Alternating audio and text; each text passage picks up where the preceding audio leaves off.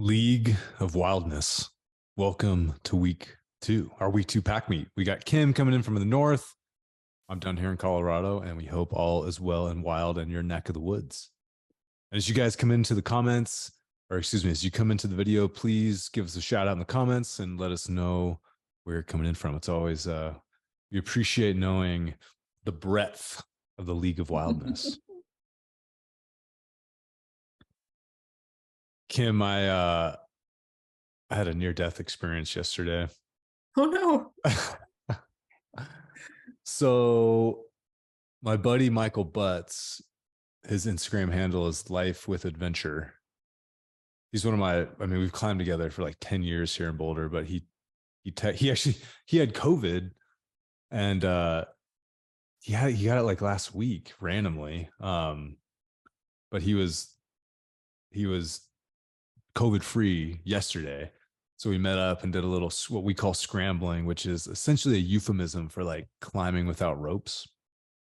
And it's easy terrain. It's like slabby stuff, and it's quite featured, and it sounds more dangerous than I guess it is. But so we go up this rock right outside of Boulder. They're called the Flatirons. We're way up high, and it's kind of a partly cloudy morning, and I just didn't even think to check the weather, because it's thunderstorms here. It's typically, noon is like early, noon to 2 is like kind of the early side, and then later on. So I didn't even think to check the weather. And we get up, we're on this ridge, and I reach across this little gap to grab this arete, this kind of pointed rock. And I hear this pop, or like this crack. Like it sounded like a plastic button hitting the rock, if you can imagine that. Mm-hmm. I'm like, and I look at my shirt and like, there's no button. And then I touch it again. And it's like when you rub your feet on the carpet and then touch someone and you get that static. And I go, dude, do you hear that? Because you can hear this like buzzing, this static electricity, and it's like, you feel sick to your stomach. You're just so at the whim of nature, So we just start swimming up the rock as fast as we could. And then you have to down climb off it's the rock. So you start down here, climb up, and then the backside is quite steep, but very featured. And we're down climbing like as fast as we can, just terrified. Finally get down and like jam down the trail a little bit, but it's just like, it's crazy. You feel, I think it's a little, like Boulder can be dangerous in a way in that, you're looking at town from these rock faces and these mountains, Boulder Mountain Parks right out of town, but they can kill you quick if you're not paying attention. So yeah, where we are, we're part of what's called the Canadian Shield, which is a geology thing. So we have like underneath is almost all rock. We're like a huge sheet of granite is basically what we have here. And like Duluth is the same. Duluth is all cliffs and rock. And years ago when I lived there, a runner got hit by lightning because he was running over the rock, and the lightning came through or into whichever direction the rock, and he survived, but it knocked him off his feet. So now anytime I'm in the woods and I'm stuck up on these high like granite ridges and I see storms coming, I'm in a pretty big hurry to get out of there. It's and that's definitely not the first time that's happened to me. And it's like, it makes you feel very small, I'll say. But it was just, that was definitely an error of commission. We should have checked the weather. That's on us. Well, and I know stuff from my sister's lived, near the mountains a lot, and she's had some pretty harrowing experiences too. So I know she has said that it can change quick, even when the forecast stuff just changes. Yeah. Let's give some shout outs real quick. We got Brent Toon coming in from the East Coast, no longer in vampire mode. That's great. Valerie from NC, Christina, what's up from Florida? Jacqueline, Texas. Kathy, shout out Kathy. What's going on up in Ely? We got Brent says granite doesn't dissipate the electricity the way soil does. Yeah. So we wanted to kind of follow through with Kim led the charge on this. So shout out to Kim. but we wanted to follow through on, Kim had posted last week kind of a Q&A post saying, hey, what do you guys want to hear about? What's the league interested? So we have some notes in front of us, and then Kim also kind of riffed off it as well. So we'll see how far we get in a reasonable amount of time. But Kim, anywhere you think, any particular topic you're Oh, there psyched were to so start many on? good ones. I guess one of the ones that stuck out for me was, I think, one of Choma's questions where he asked how to incorporate loved ones into your fitness journey, which I thought was a great question. For me, I've often find just by inviting somebody, like often that's enough. You know, if you just say, hey, I'm going to go do this, you want to come with? A lot of the times people will join you, even if it seems like they may not be, you know, that kind of person. For me, that usually means I have to kind of shift my expectations. Like if I invite someone to go hiking with me, I have to shift what that's going to look like. When I go hiking, it's usually for quiet. And so when I bring someone else with, there's always lots of chatting and the pace might be really different. So I just have to know that if I'm going with other people, it looks different than when I'm going alone, and then you go and have fun. Totally. Yeah. I was thinking about this. Like, I think about it more with my kids Mhm. versus, my wife and I, she definitely enjoys the outdoors. She likes to be active, but she's just not like, basically she doesn't like to suffer, which for some reason I find a predilection for. And I totally get it. So I guess, what I do, to be honest, is, especially for hiking, I just ruck. So Mhm. if you load up, I essentially put enough weight where it's like, it kind of forces me to be at the same pace, but my exertion level is much higher, if that makes Sure. sense. Yeah. And it's like, certainly I don't always do that, but it kind of helps level the playing field a little Sure. bit. Is one that's for hiking specifically, I found that quite useful. And even, I guess, same thing for the kids. Like, we did a 12-mile backpack this last weekend. My 4-year-old hiked the whole thing. It was pretty Nice. cool. Um, but what I've noticed has worked well with them is chunking things out. Instead of pointing to, the top of the ridge, it's like, we're just going to go to that next tree, like making Oh, small goals yeah. with the secret intention of the big goal, but it's just Yeah. how you frame things, I think. Yeah. Yeah, for sure. With with my kids, my two older ones are both adults. So the middle one has never been much of an outdoors kid. Like once he got to be old enough to not have to go, he just doesn't go. Totally. Um, the youngest, he loves to go, but he's kind of like he struggles to get out the door. And so Mm, because I know he enjoys going, and every time I make him go, he's like, I should do this more often. Sometimes I just make him. He's 14 and I'm just like, nope, you're coming with, we're going hiking. And then he's fine. Once we're out the door and we go, he always has a good time. totally. I think you're making me think too. One thing I've actually noticed as a whole family, like climbing is actually a really good activity because once you get there, it's kind of a choose your own adventure. Sure. So Yeah. someone can do something harder, someone can do something easier. You're all in the same area. And it's just, it kind of allows you to be outside, hang out, be active, but it's not like saying, hey, we have to climb that mountain and that's the only option type of thing. So I think, I guess, to be more specific, like the general concept would be activities where you can all be together, but it's still choose your own adventure. Yeah. Yep. Kind of like I've seen it called like with kids who maybe play together, but they're both doing different things. It's like parallel play. Right. It's kind of the same concept. Right. Totally. I mean, Yeah. my wife and I would do, like, we haven't done this recently, but we used to do like yoga dates where we'd go take a yoga class. Sure. She's super into yoga. That's really her kind of like, my climbing equivalent. So we would go Hmm. do that. Um, but I think the value of just simply walking, like, everything doesn't have to be a workout. I think it's Hmm. important to recognize, or at least everything doesn't have to feel like this super intense workout.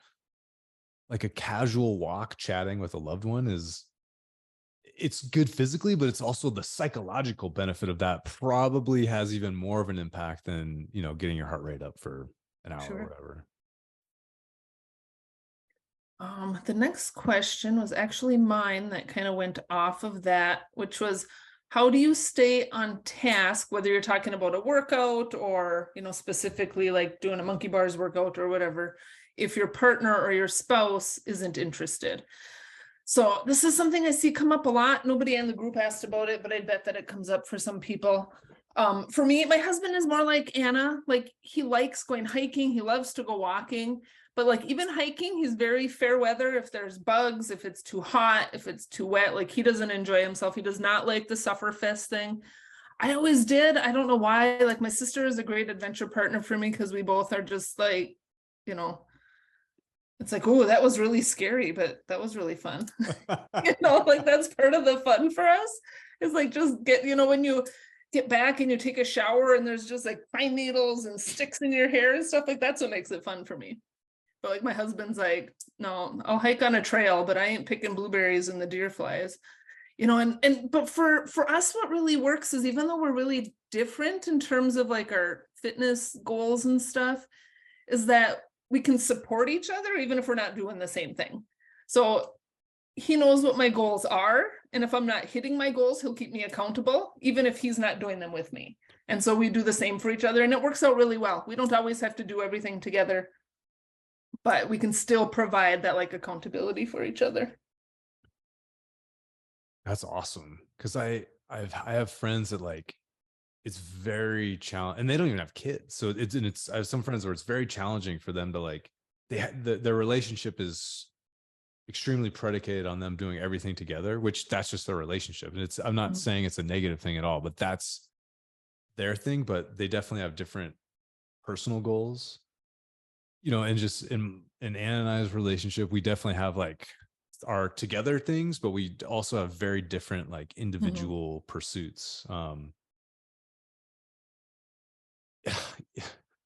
Like probably most males, I could probably do a much better job of communicating like what I'm actually desiring. Cause I definitely, as like, I'm looking out the window in a very suburban neighborhood. If I look at the other window, there's open space, but like, I've described this as like, as I've had kids and we moved to it's, more suburb type place. And like, you've got the play dates and the preschool and blah, blah, blah. It's like, I can feel that tension, like closing in on me. And I want to like break free. Yeah. But, Yeah. I did some hiking in the Boundary Waters on Sunday, pretty far up there. It's only a couple of miles from Canada. So it's like a 45-minute drive up a gravel road. And then I hiked for, I don't know, 4 or 5 hours. But I told my husband, I was like, you have your GPS out, you must be going somewhere further away. right. I bring my GPS has the Garmin InReach on it, so it's got the SOS on it, which I bring because where I hike, there's no one there. Like there's no other people on the trail. Right. And it's like it's so overgrown and primitive. It's like if you step between two rocks and like break an ankle or something, someone's gonna have to come get you. So I bring the GPS, so when I have that out and charging, he knows I'm going somewhere. Oh, totally. He's like, oh, it's been forever since you went on a long hike. He doesn't like to go with because I came back with like 15 ticks. Yeah. So that was the part of the marriage he didn't know he was getting into, or he's got to pick ticks off of me when I can't reach them. There's a country song about that. Check you for ticks. Kim, I got to interrupt real quick. Is that an Oregon Trail t-shirt? It is. That's so awesome. That's like, oh my God, that's so awesome. Yes, it gets a lot of comments. Everyone loves the Oregon Trail. This is like the colors catching, and then I'm like, wait a second, I recognize that, Yep. One thing I meant to say about the, like, I guess loved one, I guess we can use husband, wife, partner. What I've noticed as well is like sometimes, like, and if I gotta into the comments real quick, shout out to Wild Mom from NorCal. We've got Linda saying, I don't like suffering. Kathy doesn't want to suffer. Jacqueline takes joy in it. So we've got some spread there. We got Chris Morgan. What's up, Wild Man? Good to see you. Looks like you guys got in some good cosmic rays this past weekend. But one thing I've noticed is like Anna will be maybe hesitant to do something that's more on the suffer side, or maybe that she's like climbing, like the heights thing gets to her. but she's always glad she did it 100% of the time. She's never been not glad, you know? So I think that's like, I think some people just need, you know, it's like the balance of the universe, like the equilibrium of someone that has a little bit more of adventurous mindset, like pushing the other, you know. Mhm. But yeah, I get that it can be challenging. But I guess my thing I've learned the most in the last couple of years is just being communicating your own wants and desires isn't like a negative, selfish thing. Like, in fact, it's helpful to spouse, partner, whoever it may be. So that might be something to consider for folks tuning in. Kim, I'm going to let you lead the charge on the topics because you kind of laid these out and I think you're nailing it. Yeah, I just kind of plucked some out of that list. We have the whole list down, so we'll eventually get in on all of the questions. There were two in there that are related, and they didn't specify what exactly they were looking at. I'm not sure if they are on. Andrea had mentioned that that sleep is one of her things that she always is having a hard time with. And then Choma Noggins was interested in more about circadian rhythms. So they're pretty related. And I wasn't exactly sure what Noggins was going for, but I thought it was an interesting topic because of a book I'm reading currently. Okay. This is one of those topics I can go way off on a tangent on because it's just so related to so many things. So I'm hoping that maybe Choma will chime in at some point, even later on, with what exactly he's looking for on the circadian rhythm part. But I'm reading this book that is called The End of Night, who is by a guy who's Paul Bogart is his name. His family actually has a cabin up in northern Minnesota. And when he was a kid, he would, go out on their dock on their cabin and look at the stars and kind of got obsessed with this night sky star view thing. And so the book is all about like the pitfalls of artificial light and the comparison of like darkness. And a lot of it goes into the ecology of what it does to like plants and animals in terms of, all the impacts like our artificial light has on like migration and stuff like that. Really? But I think Wow. it's super easy for us to be like all that stuff, like the impacts on the birds and the bats and the bugs and all those things happen out there. And it doesn't impact us because we now live in here in our little boxes. But we're really no different than any of those things. And I would bet that I'm looking forward to finishing the book because I would bet that there's actually more impact on us than we have really researched yet. I don't think we get to escape having little to no impact considering the impact it has on other creatures. So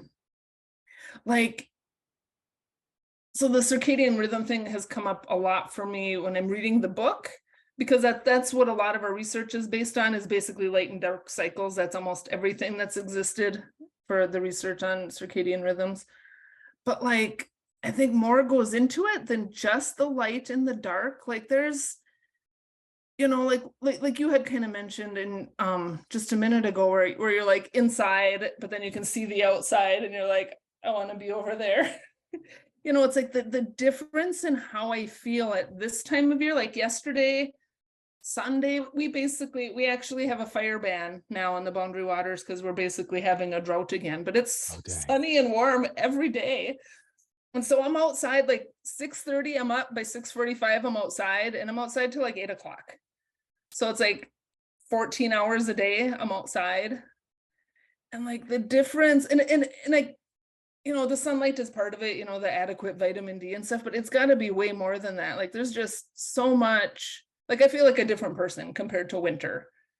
It's like just spending that time is way different than being outdoors in the winter, even on days when I'm outside for hours in the winter. Like it doesn't feel the same.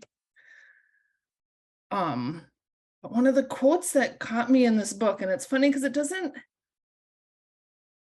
it's one of those things where it seems related, but I'm not quite sure how yet.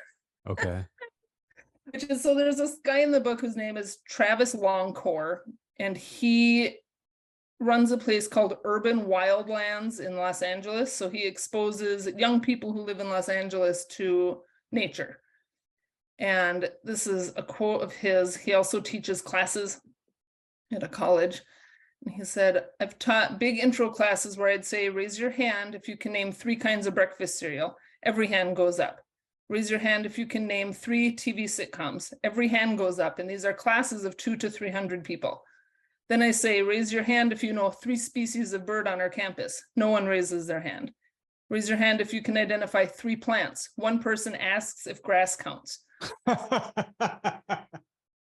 I'm not making fun of these guys. This is the way we grow up in our country. We're all urban. If somebody can answer these questions, I know 100% that they've grown up in a rural area, because people who live in a city never needed this knowledge.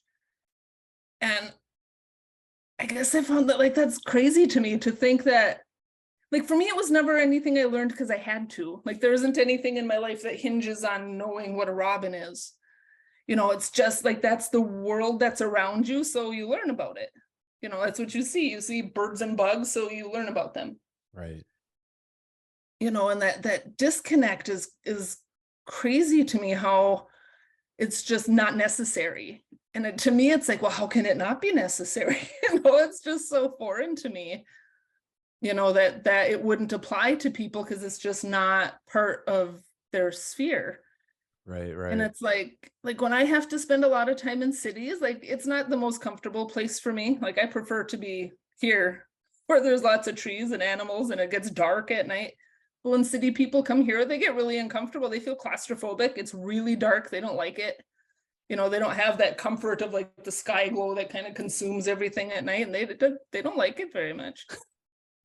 So it's interesting to me to hear them talk about it, because it's like, you know, if it's something that's so important to our health, whether, even if you're talking just about darkness and light with relation to the circadian rhythms, it's like, well, how do you help like urban people connect to that when it feels so foreign to them? You know, it's like sleep and health is, you know, our health hinges on our sleep a lot. And if our adequate sleep hinges on real darkness, it's like, well, what do you do about the 80% of the global population that lives in an urban area? So I'm interested to see what the rest of his book says, because it's pretty interesting to consider all the ways that we don't know how those things impact us. Oh, totally. Introducing the Wild Gym sleep mask, complete darkness anywhere you want. Yes, I have one, and I can't think of what the name of it is. It's one of those that I looked and was recommended. I have a hard time sleeping with it. I sleep on my side. Yeah. Having a sleep mask is like hard. You know, it like smushes on the side and it moves around, so it actually wakes me up more. And it's like, we don't really need them here. We have one street light on our corner, but it's on the opposite end of the house from our bedroom, so it doesn't really shine in. So we don't really have that much, and we don't have any super close neighbors that have like the security lights and stuff on. So it's like a Band-Aid, you know, versus like a real cure. Yeah, I mean, just hearing you talk about all that, it's like I'm thinking of, and again, it seems so obvious to me when you think about it, but it's like the city environment is just, it's kind of the equivalent, and this certainly is not my idea, but it's more of like that zoo-like environment, right? It's an artificial environment. And it makes sense that if you take something, an organism, out of its natural environment, there's gonna be some consequences. And that's probably a lot of what we're seeing, you know? Yeah, it's pretty interesting. And then, you know, like I said, I feel so different when I'm outside a lot. Like, even if I'm spending time in my yard, like I work on the patio, you know, I just bring my computer outside and work. But I'm still outside. And it's like, but then if you take it a step further and take that time to really immerse in like a wilderness area, it's like, and then you go back, it's like, I know, like you did like the John Muir Trail. Yeah. Right. Yeah. And it's like, I don't know if you have that sense, but it's so weird to come out of that type of environment and then just, it's like being assaulted. It's like a sensory assault when you come out and there's like all the cars, like everything smells different. Like you can smell the pollution when on a daily basis you don't. You know, it's just so different. It's hard for me to adjust coming out of like a camping trip. There's a book, it's called The Impossible Climb. It's by Mark Sinnott. It's about Alex Honnold. It's about his free solo of El Cap, but it talks a lot about just climbing culture and history, and also just a lot of outdoor but he's talking about how, he would go on these, 2-month long expeditions to Baffin Island in Canada, which is like way out there at the edge of the world. And when he'd come back, he noticed like the grass was greener, the smells, and he was so in the present moment. And I think that's kind of what I hear you describing, is like you become so focused on the present and your sensory is so heightened. When you come into that overload, it's like overwhelming, Yeah. Yeah. And it's weird, even just to sit on furniture. It's like if you're like sitting on the ground all the time, it like feels weird to sit in like a chair. Right, right,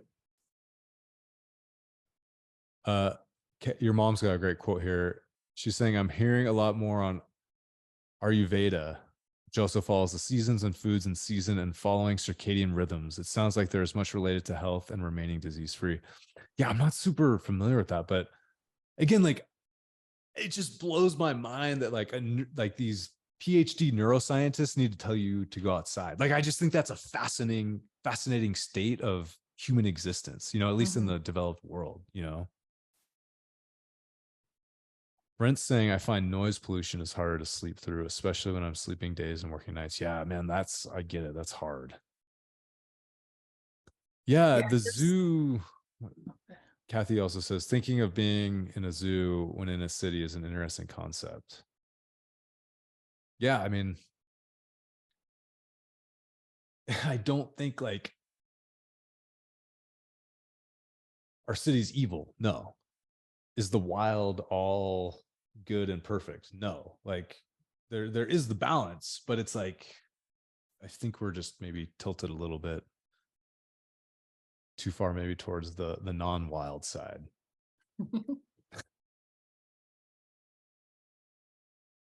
Where Sure. next? Yeah, I guess my final thought on circadian rhythms, like I've noticed going outside helps so much early in the morning, like getting that mandatory sunlight exposure as early in the day as possible. I think if you're having trouble sleeping, check your caffeine. I notice, because I drink decaf mainly, but when I do have my occasional regular, sometimes I'll just notice, and maybe it's even a cup, but I'll notice I don't maybe sleep as well that night. Little things like that, how bright. Yeah. In the book, it talks about like that, like early morning light, and it talks about like melatonin production and stuff in the body. And like eventually our bodies will slow down with making melatonin, like into later age. But generally speaking, if you're in your 20s, 30s, even 40s, your body should be making adequate melatonin, but it only adequately makes it when it's actually dark. And so the reason like the blue light, they specifically, don't want you to have like devices and LED lights in your bedroom and watching TV and falling asleep watching TV, because that blue light interrupts the melatonin cycle. And so when you go outside first thing in the morning at sunrise and the couple hours after is when the blue light is the most during the day. So like if you are just woke up and you step outside, like that exposure to the sun immediately shuts off the melatonin production. Like it just stops. And so the same thing happens. Like if you have LED lights in your bathroom and you get up at 3 a.m. and you flip the light on, that exposure shuts the melatonin off. So then you go back to bed. It takes an hour before you fall back asleep. Right. Interesting. So having those blue light exposures like right before bed, and especially if it's like the middle of the night and all night long when you're trying to sleep, apparently is what slows way down the melatonin. It's like, I wonder, you're making me think, Kim, that is, instead of saying like there's this one thing that's killing everyone, right? It's like, is it more like death by 1,000 paper cuts? Like all these little kind of insults, whether it's the light, whether it's, some pollution, the noise, whatever it is, all those little insults aggregate to lead to high blood pressure, things like that. Yeah. Or at least contribute to, I don't know, but it's interesting to think about. For sure. Where do you want to go next? So my next one was more of my own, just a question and an observation, which is about like walking and steps. So like, so I'll just read what I wrote out here and then we can go from there. Like, I know Katie Bowman is a fan of a long walk. For many years, she would actually walk her age in miles on her birthday. I think Oh, last year right. she turned 45, so she's walking 45 miles on her birthday. And then one year she broke it up and did 10, like 44 miles for 10 days, I think, for her 44th birthday. So she did 440 miles in 10 days. Oh, And she talks a wow. lot about, the benefits of walking in general.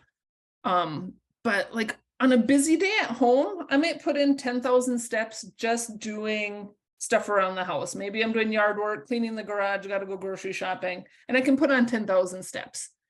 But if I take a walk or a hike and I'm doing 10,000 steps, like they don't feel the same at the end of the day. Right. It's like on a busier day where you think that maybe it seems like lighter work, I'm actually way more tired. Like I feel that more. And I assume that has to do with like, if you're cleaning, you're squatting and reaching and lunging and doing all kinds of other motions. And then it reminded me several years ago, I went on this day-long thing where I did 10 minutes of strength training per hour for 8 hours straight. So it was 80 minutes, but spread out over 8 hours. And I did the 80 minutes because that was the length of my typical strength training workout at the time. And like the impact was way different. Like I was way more tired and so sore the next day from doing that 10 minutes every 8 hours than I was from the same amount of work in an 80-minute chunk. And so I was thinking like Interesting. how that falls into the way we like do steps, because so often we'll be like, well, I ran 3 miles today and now I don't do anything for the rest of the day. Right. And it's just like I'm just interested in what your thoughts are on like why, like how that works out. Is it like a recovery thing where if you're doing Yeah. stuff all day long, you're not having recovery time, so you're just kind of building on like compounding your like efforts? Yeah. What you made me think of is you're probably, well, potentially you could be going at a higher effort than you perceive. Like your intensity is higher because you are way more recovered. Mhm. So it's like your perceived effort in the 80-minute condensed session, since you're not as recovered as having like an hour between, or 50 minutes, I guess, between workouts, it's going to feel way different just from a Sure. perceived effort standpoint. So your intensity might actually be lower. Sure. But I suspect if you looked at like actual work performed on like a mathematic level, the the 10-minute session every hour with the 50 minutes in between, I suspect your total workload would be not much, but significantly higher than the 80-minute session, So, potentially. so do you think that would, so do you think it like evenly applies to like, if you are talking about something just like steps or miles walked or whatever? I don't know. It's an interesting thing, but just what I'm kind of pre-associating or pondering is, think of doing like a 60-minute steady state walk, right? You're very aerobic, right? That's very much like you're just going to get in that groove and you're going to stay there for the 60 minutes. When you're doing kind of the stop start, more like interval style, there could be more of like an anaerobic element to it. Again, because of that higher intensity. So that could potentially describe what that higher perceived like exhaustion is, if that makes sense. Sure. Yeah. But you were making me think of earlier talking about being outside. There's like gym tired or inside tired, but outside tired when you're out in the sun all day, being like that's like a deep in your bones Yeah. Yeah. tired. Yeah, it is. And if you're putting in like a strenuous effort at something and it's like hours through the day, it's like I never sleep better than like nights after like a long hike, or even if I'm doing like yard work and gardening, but it's all day. Like we just set up some of our garden stuff the other day, so it's all day of pushing wheelbarrows and hauling dirt and that's what I was saying, like in that whole circadian rhythm thing. It's like I think it's more than just getting enough sunlight during the day. Right. There's got to be more to it. And I know they've done some studies about like time spent in spaces where there's trees versus where there's not trees, and I just think that there's an overall broader impact on being outdoors than we really understand at this point. Yeah. Well, like the I think Huberman just posted something about, is it myopia? Yeah, myopia is nearsightedness, right? Yeah, how time outside is inversely correlated with myopia, excuse me, meaning the more time you spend outside, the less likely you are to have myopia. What I was thinking about is, basically my entire 20s, well, even earlier. Yeah, basically my entire 20s, I basically worked outside, all day, and even lived outside to a degree, right? Like, I mean, when I was a ranger, it was essentially backpacking for, 4 to 8 days at a time. But everyone in my family has glasses except me, basically. And I wonder if that just spending that much time outside in that particular time frame just helped with that. But I've noticed this a lot. Bow hunting is just the depth perception, because I'm typically in like pretty thick woods where, maybe you might be able to see 100 yards, but it's really like maybe 80 to like 15, but your eye is doing these like micro focus adjustments between the limbs to look at things. Sure. I just wonder if that particular stimulus is what is happening when you're outside and in forests, particularly because your depth perception is going to change so much. Mm-hmm. So you're essentially getting a workout for your eyes without even really knowing it. Yeah. Yeah. Well, and I asked when I saw that, I went to the eye doctor, I don't know, a couple of months ago, and I asked him about that in general, because like he'll be like, oh, your eyesight has improved or it's gotten worse. And I've asked him, I said, so what has that impact on that? And he said, when you're doing a variety of stuff, so like you're outside, like you're talking about, you're looking at things at different distances and stuff, it's basically a workout for your eyes. Like your eyes are controlled by muscles, and if you spend all day on the computer and then you got a book in your face when you go to bed, and that's what you do all day, the muscles that control your eyes being able to focus further basically don't get used. Mm, And so it can have an impact on you, previously not having vision problems and then ending up with them later. totally. Well, I think also what's unique to forest environments and being outside in general is the variety of depth perception, of depth of vision. Whereas like most homes, most indoor environments, it's pretty similar. And I'm looking around as I'm on the video, but it's like there's not all these different layers to peel through, Mm-hmm. whereas the forest just has so much going on. I wonder if that variety is kind of the secret sauce. Yeah.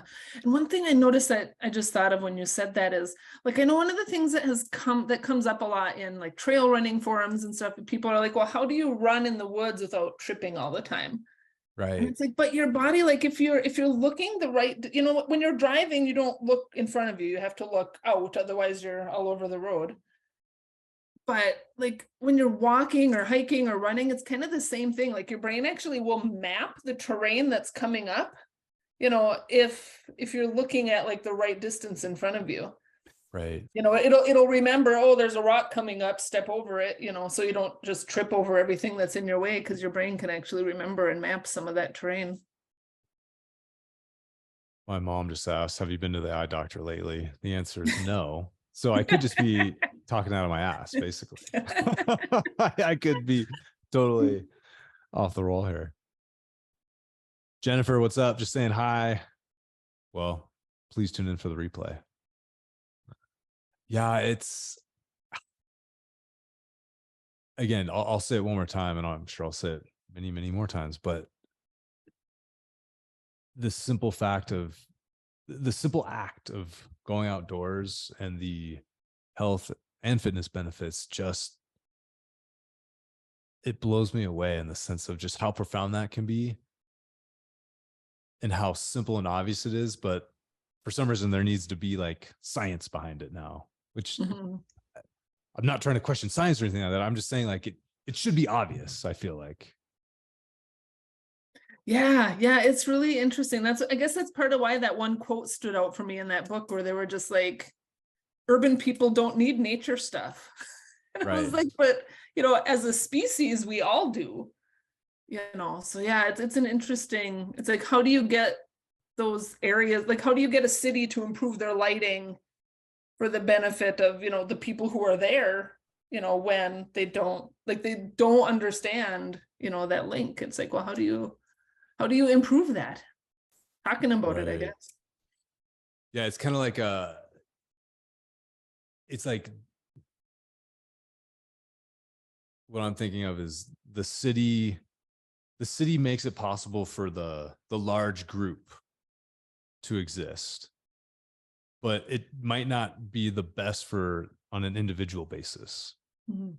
Does that make sense? Yeah. It's like Yeah. since and actually in Sapiens actually does a really good job of talking about this, how like the agricultural revolution, it made there's a food surplus which allowed more people to live at a lower quality, or at least their interpretation was a lower quality of life. So yeah, there's it's a wild world out there. Yeah, for sure. The Boundary Waters, which I think the closest like border to the Boundary Waters from here is probably about 5-6 miles away, but it's a dark sky sanctuary, so it's Right. protected. You aren't allowed, there's no lights allowed there. There's altitude limits for airplanes, like there's no structures or roads or anything like that. And so it got labeled as a dark sky sanctuary. And then I thought, well, as a town, like our town only has 3,000 people, it's pretty small. It's like, can't we do better on our lighting to like protect that part, since we're so Right. close to the wilderness? It's like, can't we do better to protect our lighting? Seems like we could do more. Oh, sure. Yeah. Well, you know what? My parents actually, they have a home up in the north coast of California, and it has pretty strict HOA requirements, specifically like exterior, like all the homes kind of have this like wood shingle that really makes it blend into the environment, Oh, and all the nice. lights have to be covered. Like Sure. it's very dark. I mean, it's beautiful and Nice. awesome. Yeah. I want to say my mom might be able to confirm, but I think Kauai and Hawaii has a lot of limits on, like buildings can only be a certain height. There's lots of, Sure. they protect their dark skies too. And so they have some limitations on some of that lighting and structures and stuff too. Totally.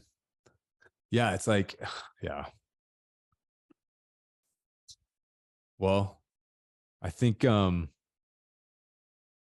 think we could take this journey for a while, but I Oh, think yeah. let's announce our week 2 winners, All right. and we'll go into our final week of wildness. And actually, real quick, I'll announce the Misogi challenge. So the ritual cleansing followed by the workout. Ideally, you do that on the last day of the challenge, which would be the summer solstice, the longest day of the year. However, if you do it this upcoming weekend, whatever works for you guys, the League of Wildness will honor your participation. So on that note, hand it to Kim. Absolutely. So for week 2, for the wild one, which is awarded weekly to the member who achieves their outdoor workout every day, is April Castletine. She has done awesome with her consistency. She's also been really just super positive and supportive in the group. So it's been really awesome having her added on. And then for the Wild Heart winner, which is awarded to the person who embodies wildness and was exceptionally encouraging to others in the group, goes to James Thomas Webb. He's offered some great solutions to people who are just, struggling to get out the door and having problems with their consistency. So he was a great encouragement for lots of people. Awesome. And what are we going to send our winners? Oh, I forget. They both will get a $50 gift card for the Wild Gym and then a copy of our body hardening manual. And I think last week I forgot to post the winner's email. So I will include the 2 from last week, not email, but the post in the group. So I'll include all 4 of them this time because I think I forgot to do it last week. Cool. And I'll also add it's 30% off right now, all the Monkey branded. So that would be Monkey 360. So this is our rotational core trainer, pocket monkey, gym in your pocket. Those are both 30% off. We've got dashes in stock, and there's maybe what, Kim, like 15 left, something like that. We're around there, yeah. So if you're interested in Dash, which is I think my favorite product. so far, besides the ruck. And on a side note, I just got the what's called the golden sample of the ruck pack. So they're in production actually as of yesterday. And I'm super stoked. So I'll do a separate video post on that. We've got a little wild one here. All right. Anything else, Kim? No. League of Wildness. Thank you guys for tuning in. We've got our final week. Hope you guys get outside. Stoked to see the Musogi on the summer solstice here. Much love, and we'll see you guys out there.